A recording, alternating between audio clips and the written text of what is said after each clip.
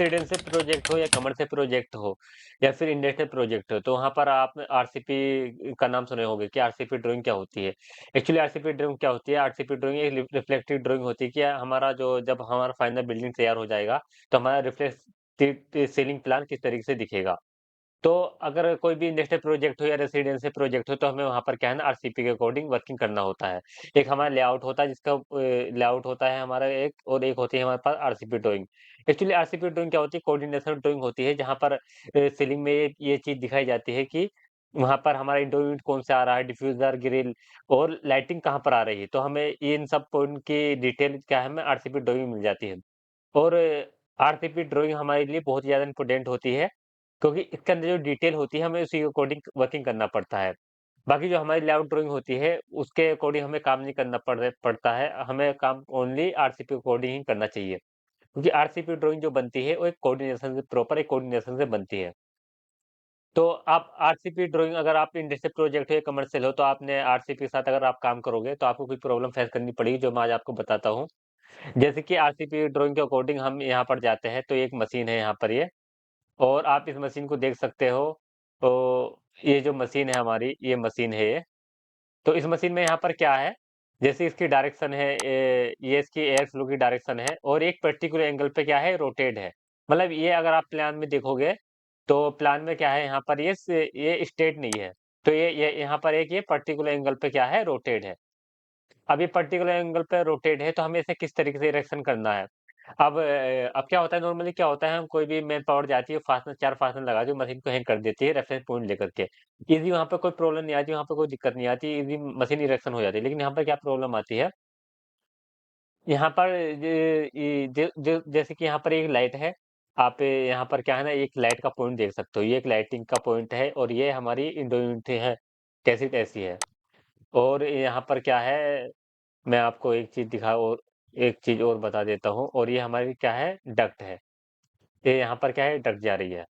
तो आरसीपी में क्या होता है, यहाँ पर हमें क्या है ना, मशीन को हम ज़्यादा, हमें एक्यूरेट मशीन इरेक्शन करना है, और वो भी एक पर्टिकुलर एंगल पर। जैसे कि यहाँ पर क्या है, एक हमारा ये इस तरीके से एंगल बन जाता है, ये 90 डिग्री का। तो अब अगर हमें 45 पे रोटेट करना है, 60 पे रोटेट करना है, तो इसको इरेक्शन करना थोड़ा प्रॉब्लम होता है, इसको इरेक्शन करना थोड़ा प्रॉब्लम आता है। जैसे कि यहाँ पर ये रेफरेंस पॉइंट दिया हुआ है, यहाँ पर आप देख सकते हो, ये रेफरेंस पॉइंट है, ये रेफरेंस लाइन है कि हमें इसके अकॉर्डिंग क्या है, अपनी मशीन को इरेक्शन करना है। तो हम यहाँ से क्या रेफरेंस पॉइंट ले सकते हैं। रेफरेंस पॉइंट यहाँ से लेके फिर यहाँ से 800 हमारा डिस्टेंस होना चाहिए मशीन का, यहाँ से, और यहाँ से ये 1500 होना चाहिए। तो ये बहुत ही टास्क होता है, और ये इसमें बहुत ज़्यादा टाइम लगता है, और बहुत ही ज़्यादा, मतलब हमें इसमें क्या है, वर्किंग करना पड़ता है। क्योंकि मतलब मुश्किल से हमारा क्या, मतलब इसमें हाफ डे इसमें हमारा चला जाएगा इसकी मार्किंग करने में। तो इसमें इसका इसका क्या सॉल्यूशन होता है कि भाई, ये जो हमारा लोकेशन है, ये हमें कैसे मिलेगा यहाँ पर? तो इसका इसका एक ही सॉल्यूशन होता है कि या तो आप इसमें क्या कर सकते हो, सर्वेयर होता है, सर्वेयर आपको यहाँ पर पॉइंट दे देगा, 4 पॉइंट दे देगा आपको सर्वेयर। सर्वेयर आपको ये पॉइंट दे देगा, ये पॉइंट दे देगा, ये पॉइंट और ये पॉइंट। ये 4 पॉइंट दे देगा, और उन 4 पॉइंट को हम अपने टेम्पलेट के अकॉर्डिंग एक्सटेंड करके इसे क्या है ना, इरेक्शन कर सकते हैं। तो एक तो इसका यही सॉल्यूशन होता है बेस्ट, कि हमें 4 पॉइंट मिल जाएगा, और उसके अकॉर्डिंग हम क्या अपनी मशीन को इरेक्शन कर सकते हैं।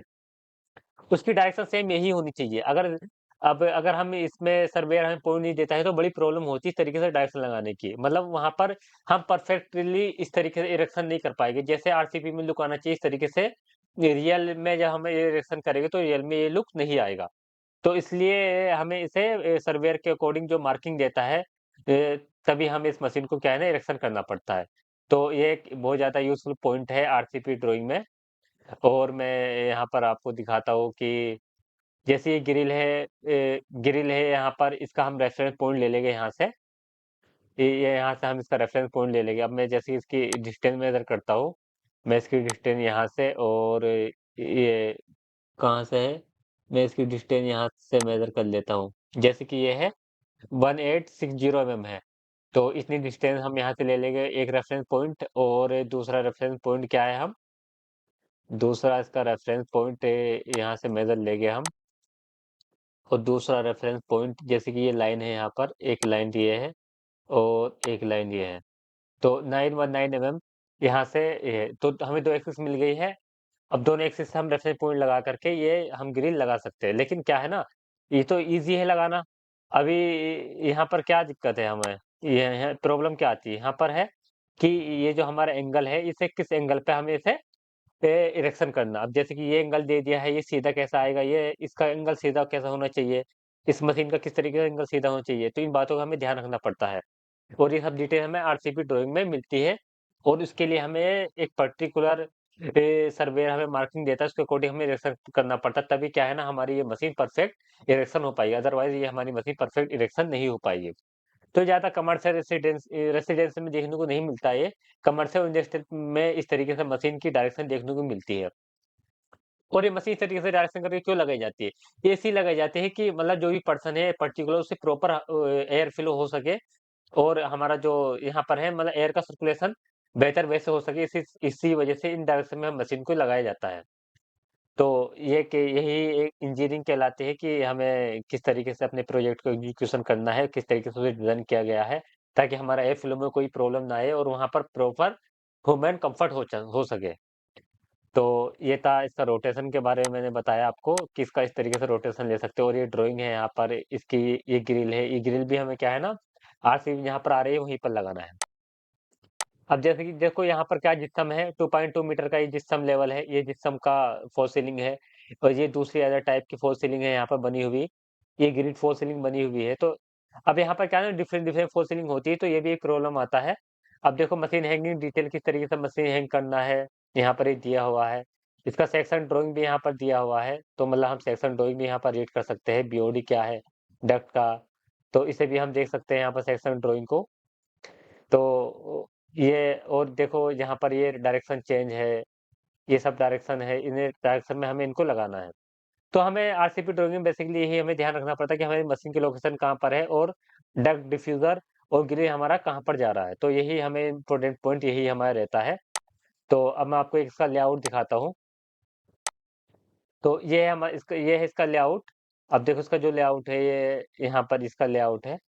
तो लेआउट में यहाँ पर दिखाया गया है इसका 4 वे कैसेट एसी है। ये इसका मॉडल नंबर है 600 सीएफएम का है, इसकी विड्थ हाइट है, पैनल ये है और 1.2 टीआर का है ये कैसेट इन दोनों यूनिट है। तो इसमें ये डिटेल दी हुई है और ये कॉपर पाइप की डिटेल दी हुई है और ये भी डक्ट की डिटेल दी हुई है यहाँ पर।